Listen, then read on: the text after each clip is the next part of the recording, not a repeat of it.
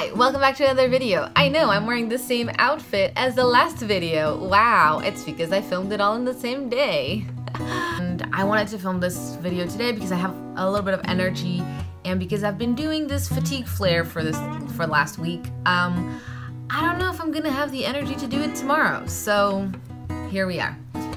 So yeah, today's video is the monthly book roundup. I'm really having fun with this. It really challenges me to read more. So this month I read 7 books, and I'm gonna share them with you. Let's get on with it. So the first book that I read was called Girl on the Run by Jane Costello, and it was just like a good old British chick lit book, you know? Obviously from the first, I don't know, 3 chapters, you know what's gonna happen, like you do with every chick lit book, but you still go along for the ride, you know? It's fun to go on with them in this adventure where you know exactly where it's gonna lead, but you know, they give you a few twists and turns in the middle, but you get there eventually. And yeah, anyway, I enjoyed it. It was fun to read. It was pretty light.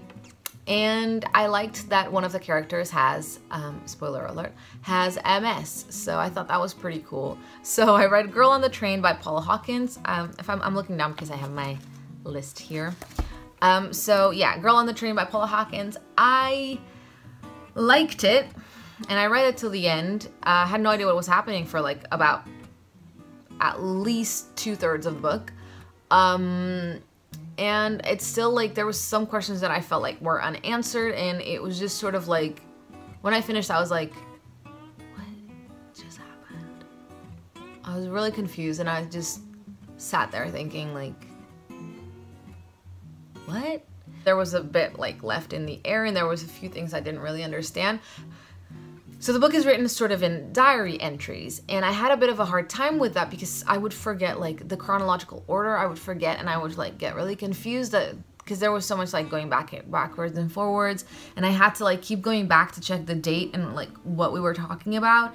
So I had a bit of a hard time with that, and I felt like that was a bit more complicated than it had to be, but it also added to the whole thing of the book. So I don't know.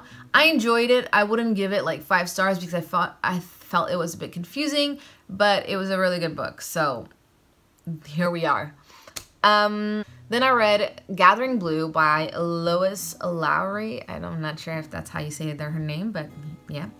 And this apparently is the companion to The Giver.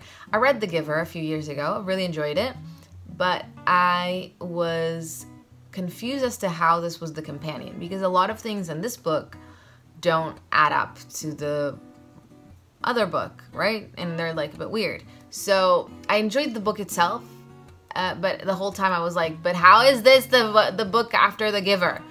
You know? And I couldn't shake that feeling, and I think that the Gathering Blue is sort of set before The Giver is set because that would make more sense, but now I'm intrigued as to how much went down between one and the other.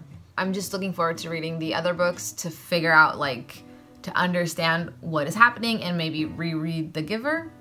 I don't know. Yeah, but I did really enjoy the book. I just was confused as to how it all lines up with The Giver. Then I read Tales of Beedle the Bard by J.K. Rowling. I really enjoyed that book. It was small, it didn't take too long to read. So I got the first edition as a present for my birthday, and oh my god, I loved it so much. And it's just it's just a little chunk of the Harry Potter world, and you're just so happy that it's a little bit more, you know? It gives it so much, it gives it more depth to the world, you know? And yeah, basically, and the front it says something translated from the original runes by Hermione Granger, and then it has notes by Albus Dumbledore. So Dumbledore wrote a little note on every single story.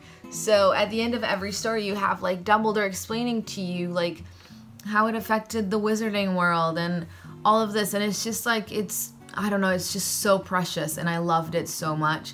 And I'm really happy to have it in my collection.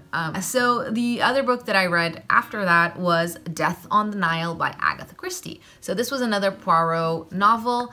I really liked it. It was surprising, like always. You know, the one thing that I know there's two things that I know going into any Agatha Christie book. One, I'm only going to figure everything out at the end. And two, it's going to be something I don't expect. Yeah, so obviously there's, you know, a lot going on. I did suspect a little bit of who did what, but I'm not going to tell you. Yeah, anyway, it was a good book like always. Agatha Christie is like one of my favorite writers. So I really enjoyed that book. Anyway, next up is The Catcher in the Rye, so by J.D. Salinger. I have owned this book for years. Like, I don't even know how long, but like years. And I've been meaning to read it for as long as I've had it because I like reading the classics. I really enjoy, most of them I really enjoy. And I think like that's a reason why they're classics, is because they're really good books. And I realized like I've tried to read The Catcher in the Rye at least 3 times. So this was my 3rd attempt. I was having a hard time to read that book. And I thought like, I wasn't enjoying it. And one of my friends commented on like my story on Instagram or something, saying that it was her favorite book in high school. And I was like, okay, I'm gonna give it a real try, and I'm really gonna give it an opportunity. So I read the whole thing, and I felt like everything, like when something was about to happen, I felt like, okay, finally this is like the big thing that then he's gonna have to figure out, and we're gonna like understand what the whole book is about. But it's not about anything. Like, and I know this may be an unpopular opinion, and if you think that you have the answer as to what that book's about, like, let me know, because I'm genuinely interested. I just felt like it was about nothing. I just feel like it's not about anything. I had no idea what was going on, and at the end it just felt like, so that's it? Like, what happened then? And he's so repetitive. Like, everything he says, like, oh, it's just repetition, repetition, repetition. Like, we get it. Why would you say something and then have to be like, and I really did, and I really do feel like that, like that. Like, if you say it and you don't contradict it, then we know that that's the truth. Why would we doubt? I thought it was a frustrating book. I didn't get it. And if you have any insights for me, like, honest to God, let me know, because I just don't know. And that book really like pissed me off, to be honest. And I definitely feel like I am missing something in that book. Like, there's something I'm not getting. So yes. And then to get myself off of that mood, I read Angels and Demons by Dan Brown. I really like Dan Brown. This is the 3rd book I've read of his. I read Da Vinci Code first, which now I realize came after Angels and Demons, so it's done now. And I've also read Deception Point, I think that's what it was called. And yeah, I liked it. It's a bit like Agatha Christie. You think you know who did it, and you think you know what's gonna happen, and then that's not what happens, and that's not who did it. And I thought it was really clever. Unlike The Catcher in the Rye, like in the first chapter, you're like right into the action. He doesn't waste any time setting the scene. But yeah, I really enjoyed it. I thought it was really good, and I'm looking forward to reading the rest of the Robert Langdon books, and also his other books that have nothing to do with Robert Langdon. I'm having a hard time talking today. Yeah, so that's all the books I read this month. And yes, that's everything. If you watched my book haul video, I'm now going through all of those. So yeah, that's everything for today. I hope you enjoyed this video. Have you read any of these books? And if you did, what did you think about them? And have you not read them? And did I spoil it for you? I'm sorry.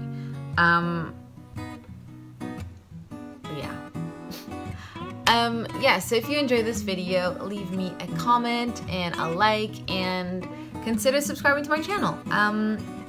Yeah, that's everything I have to say today.